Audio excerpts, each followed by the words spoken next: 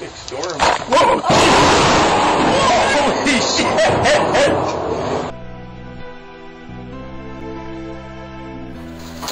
So hello my friends, Covey 1969. I don't know quite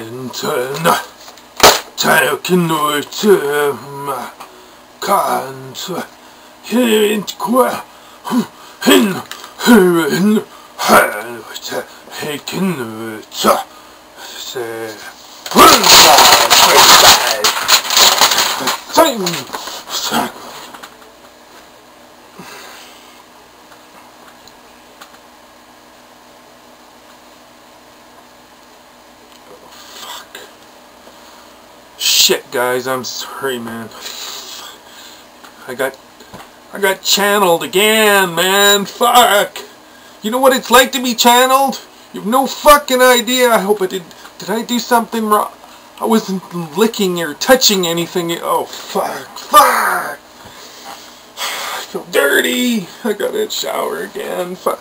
Last time, I don't even want to talk about why my ass was so sore for so many days. Fucking ass. I gotta go. So embarrassing. Yeah, I got channeled again. Fuck. I don't know. What was I doing? I hope it wasn't. I hope I wasn't touching myself. I wasn't touching myself. Okay, I'll just record. I'll play it back and not awkward or anything like that. Hi, my friends. This is Covey 1969. Yeah, we're at the crazy ass Newfie show. And I'm going to read a story to you today. It's very short.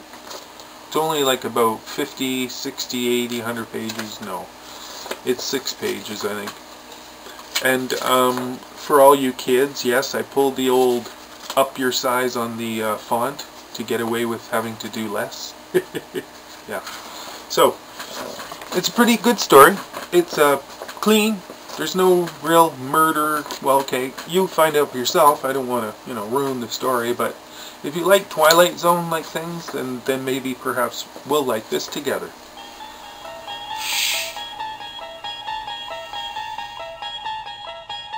You unlock this door with the key of imagination.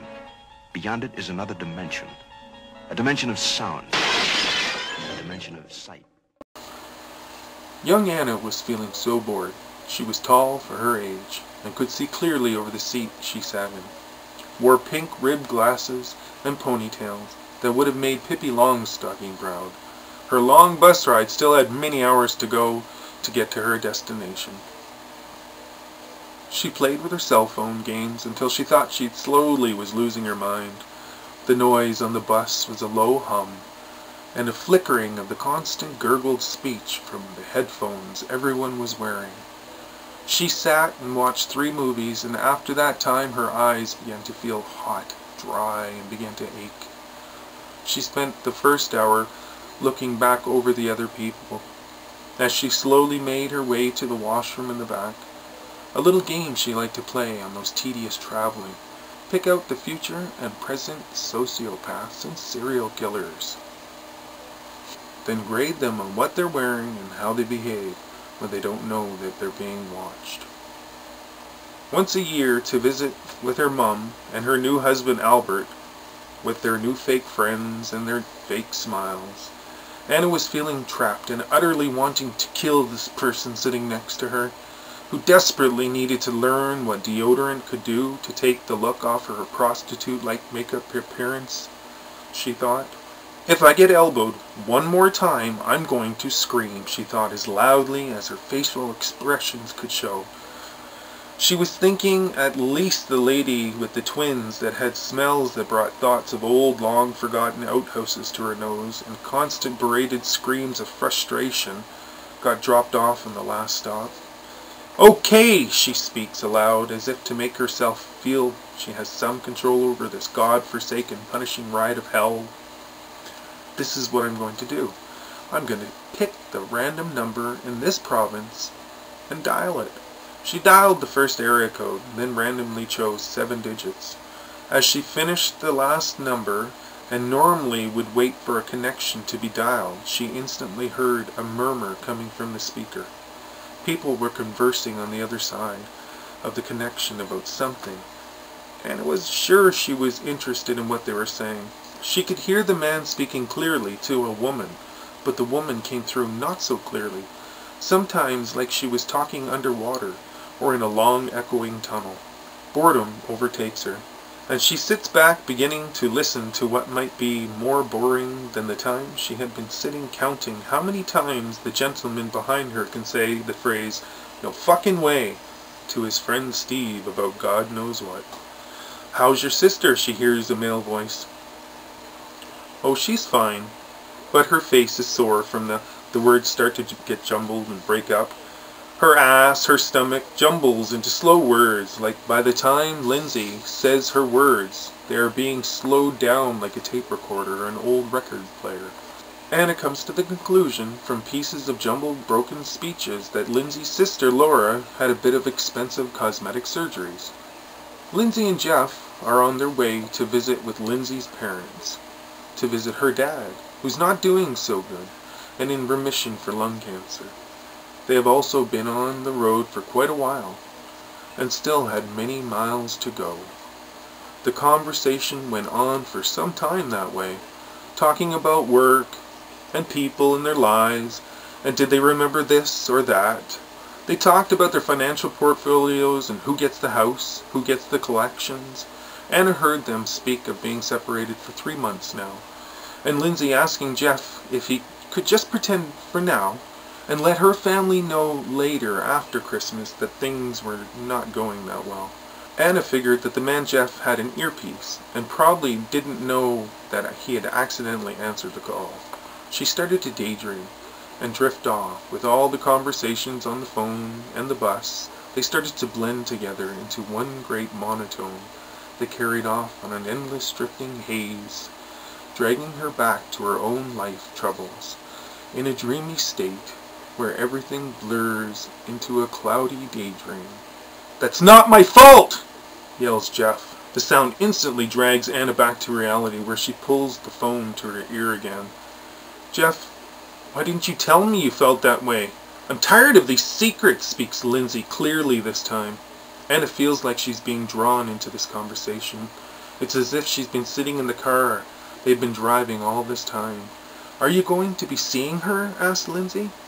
"I told you, I've never been seeing anybody, but since we've been separated for 3 months, I might date.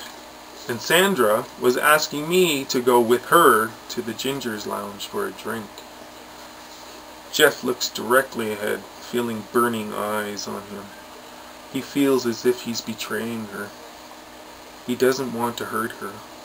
There's a tightness in his chest. "She just wants you for a fuck. You're nothing more than an award to her. She's broken 2 marriages up, and it looks like it might make 3. Her anger is so hot she feels her teeth clenching and grinding. She remembers conversations with their neighbor, Sandra.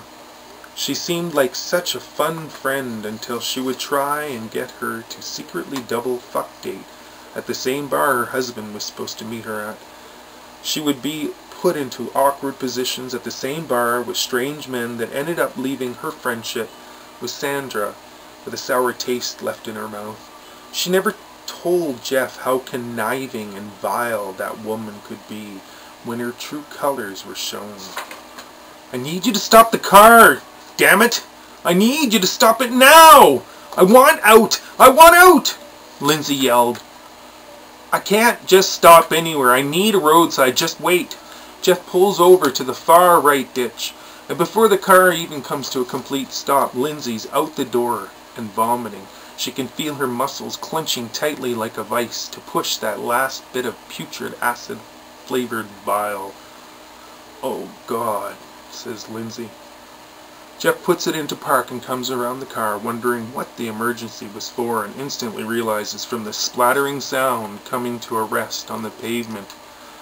"Why didn't you say you were feeling sick?" "I'm sorry. I couldn't talk. I was swallowing because if I didn't, we would have had a very unpleasant odor, a full ride the rest of the way." "Can I have the phone? I need to call ahead and tell them we're fine. It'll be another at least 4 or 5 hours," asked Lindsay. Jeff hands her the earpiece. Lindsay places it in her ear. I'm sorry, Lindsay. I know this has been the longest we haven't been screaming at each other constantly.